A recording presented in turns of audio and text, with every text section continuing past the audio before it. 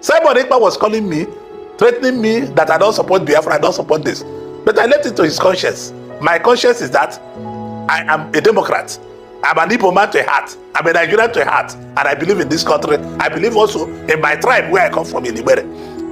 So if I believe in all these things, Nigerians should see ways to make sure that Southeast is safe. If Southeast is not safe, how can you be crossing from Southeast, from the South River State to carry petrol and carry everything to the north? It's impossible. So it must be safe. Igbos must have safety on their hearts. On that note, the federal government should work for that, the state government should work for that, and the army should dismantle all the roadblocks in Igbo land. It's no news anymore that Simon Ekpa has been handed over a 6 years jail term. A 6 years jail term has been given to Simon Ekpa. And now, the former governor of Abia State, Senator Orji Kalu, has said Simon Ekpa threatened him. That Ekpa threatened him. And now that he is now laughing or making mockery or making jest of Simon Ekpa. And now that Simon Ekpa has been incarcerated by the Finnish government. But the subject matter for today is that why won't the young man threaten you? What have you done for the race, for the Igbos? What have you done to push them into limelight? Despite all the killings of the Fulanis lying in the entire Southeast, you've not for one day come out as a senator or even as a former president or even as an influential person in Nigeria. Or let us even narrow it down to your Igbo extraction. Come out to condemn all the killings in Southeast. And now you have the audacity, the effrontery to say Simon Ekpa threatened you. Nnamdikanu has been in detention for how many years now? What role have you played to secure the release of Nnamdikanu? Yet, some leaders are very much happy. They are very, very happy that Simon Ekpa has been sentenced to 6 years in jail. But the question still remains that after Simon Ekpa, what does the future hold for the people of Southeast? As a leader, you should be more concerned. Okay, you said Simon Ekpa is the problem. Simon Ekpa is the insecurity in Southeast. Now, Simon Ekpa is now off the radar. Has the killing in Southeast stopped? How many days ago in Imo State, how many persons were killed by Fulanis? Is Simon Ekpa the cause of it? Since November 2024, Simon Ekpa has been in he has been in the Finland custody. He has been in the Finland custody. So every finds in Southeast now is now attributed to the Fulani militias. But what has Senator Orji done about it? What big is this pursuing? For him to bring an end of the Fulani militias in that region, for him to call a spade in that region, rather Simon Ekpa, nnamdikanu, and those agitating for their freedom is your headache. We've gotten to this extent that people, political leaders, shy away from the truth because of what they are gaining, or because of their gain in governance, or their gain in government. How many bloods have been wasted in the entire of Southeast just because of the Fulani militias? Simon Ekpa is your headache. Is nnamdikanu also your headache? Nnamdikanu is here in Nigeria. So why is nnamdikanu not out? Why have they not released nnamdikanu? If truly you are fighting for a good and a fair cause, if truly you have the interest of your people at heart, a good leader would always speak, no matter the circumstances he or she finds himself. He or she finds himself. That is the attribute of a good leader. But because they are part of the contraption called one Nigeria, they are dining from the one Nigeria, eating from the one Nigeria at the expense of taxpayers' money and at the expense of people life being cut short. They don't care. Their interest is just the money that is coming. Knowing fully well, tomorrow, if there is no Nigeria, allowance will not come. They will not have the right to be addressed as senator. And that is why they are doing everything possible to make sure that one Nigeria stands and every other ideology is being buried. For Simon Ekpa to have threatened you,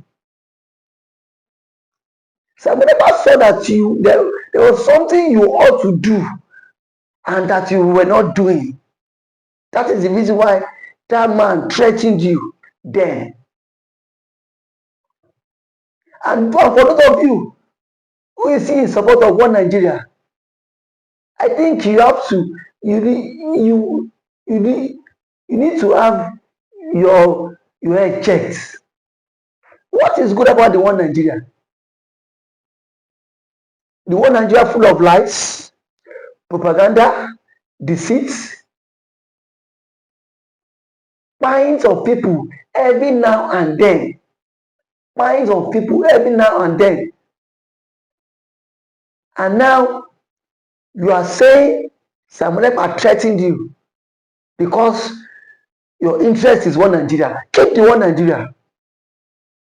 We've seen leaders who fought tirelessly to safeguard one Nigeria, and today they are regretting. You should go and borrow a leave from Gowon. You should go and borrow a leave from Gowon.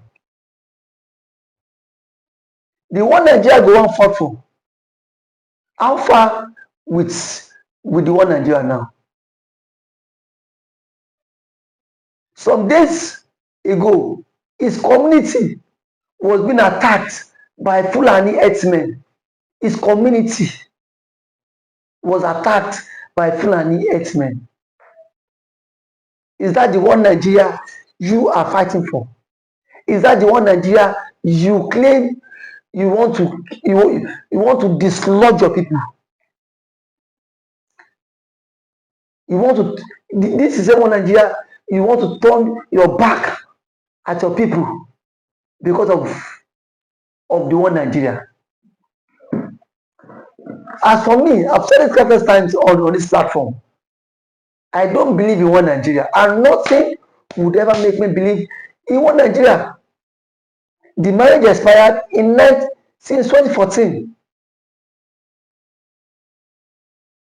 and this marriage is a mistake, merging the southern and the northern protectorates just to become one.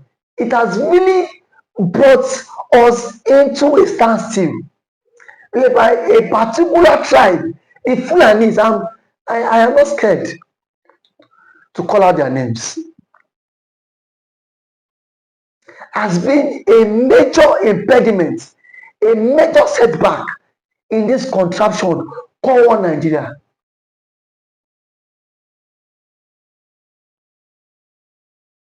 And now, Senator Orji Kalu has that effrontery to say Ekpa is threatening him. Why would the young man threaten you? What, ever since Fulanis have been ravaging Southeast, what have you done to stop them? As a senator in Nigeria, what bill have you sponsored to stop them?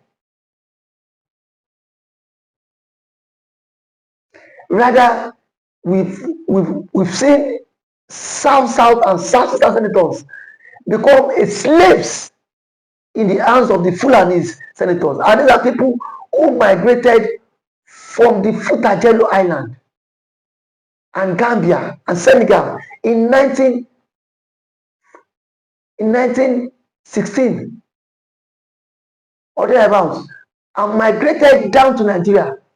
And today, they've taken over the entire structures in the north. They've taken over the territories in the north. And yet, we'll sit down, keep our two eyes open,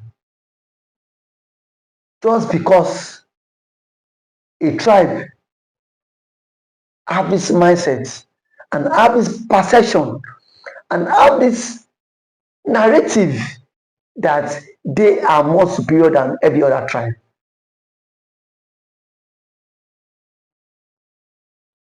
Orji could have fought for Biafra, that declared in Biafra. This is what he saw that made him declared Biafra. He knew that Nigeria cannot be one and that we cannot live as one. All this pash, let us live as one, and let us do that, let us do this. Restructuring will not help it. Shebi Simon Ekpa has been sentenced now.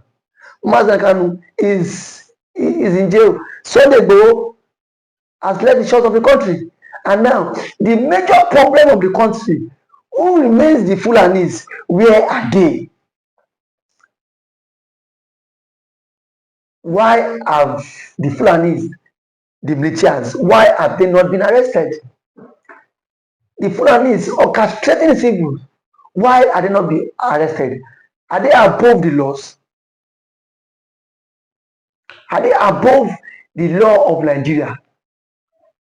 Because if the Fulanis are not above the law, why would the Fulani commit crime and nobody is ready and willing to make arrests? The likes of Simon Ekpa, nnamdikanu, and Sunday Igboho did not just spring up. It was because of the oppression they are getting from the Fulani. The what illicit treatment the Fulanis have ravaged their community, killing buying scores of people. And that is why this man took it upon himself to protect the people. Nobody will just wake up and say, I want to declare Biafra government in exile. I want to declare old Dual Republic. There is an issue to it that the government of the day is not addressing, and the government of the day is not addressing and is not ready to address the issue. If those issues are not being addressed, my brother and my sister, we will continue dancing in this all of this mess. I've told you, me as a person, I don't believe in one Nigeria because I cannot live with one Kabiru who is spying me. I cannot live with one Musa who carries AK-47 and still nothing is being done to him. He feels he owns the country, and when he commits the crime, he feels he can go scot-free. That is to the extent and how deteriorating that the government of the day probably have lacked powers, or they are not ready to address this issue of the Fulani menace, probably because they are scared of the Fulanis. Now that the Fulani is ravaging everybody, what can Senator Orji Kalu do to protect his people from the Fulani invasion? Because these people have a mindset and an ideology, and the mindset is simple, is the conquest. They've been driving that, pushing it into the southern part of the country. But thank God for the people of the southern part of the country who has officially resisted it. They've resisted it. They've resisted it. And government coming up with different policies, this or that one. For how long can we continue to deceive ourselves in this contraption called one Nigeria? The best thing is that they should balkanize this country and let everybody go. Even Senator Orji, how many escorts does he go with? He moves around with escorts. This marriage, it will not work. No matter how we continue to pretend, how we continue to hide as if how we continue to patch it as if it will work, it will not work. Because we are not united and we are not one, and we can never be one. And I cannot live with people who have the mindset to kill people, who have the mindset of coming to people's land just to get their land. Such ideology, such drive cannot work. If today is your first time of watching, please you can like this YouTube channel. Please kindly subscribe to our YouTube channel. Please like this video. Please share, comment for more political discourse. Thank you so much. The Fulani must know that Nigeria does not belong to them. Enough of all this shenanigans. How can a particular tribe be acting as if the Nigerian space and the Nigerian system belongs to them? We must cut off this menace and this shenanigan. We've seen most persons who have refused to come out and speak their mind just because they are scared of the Fulanis. If today is your first time of watching, please can you like this channel, subscribe on this platform, like the videos, share, comment for more political discourse. We need to tell the Fulanis the truth that the Nigerian system and the Nigerian space does not belong to them alone. We've had so many Fulanis acting as if this entire space belongs to them. But I want to tell you that enough of all this shenanigans, enough of this nonsense. How long can we be under contraction? How long can we be enslaved because we claim to be in a country fighting for one Nigeria?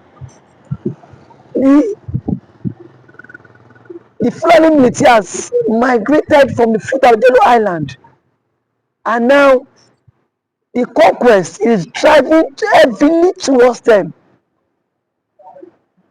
with the mindset that Nigeria belongs to them. But I can tell you with every conviction that until we come out and call a spade, these people will not turn against this their shenanigan, this their nonsense. It is becoming too unbearable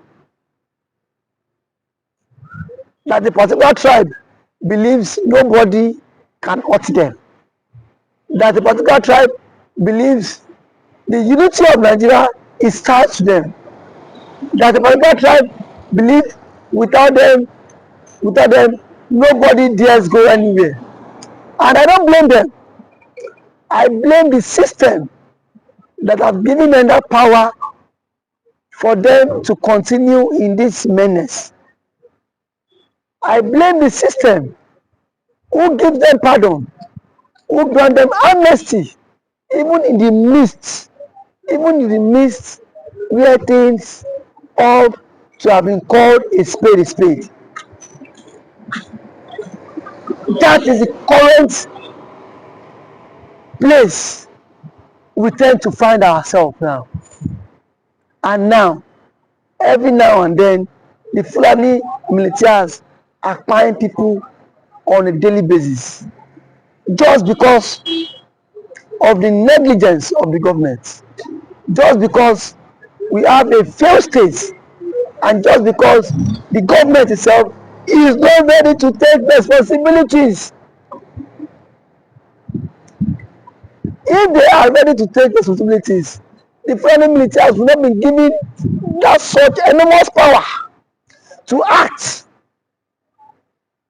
as if they own the country. They will be given such enormous power to act as if without them Nigeria cannot survive.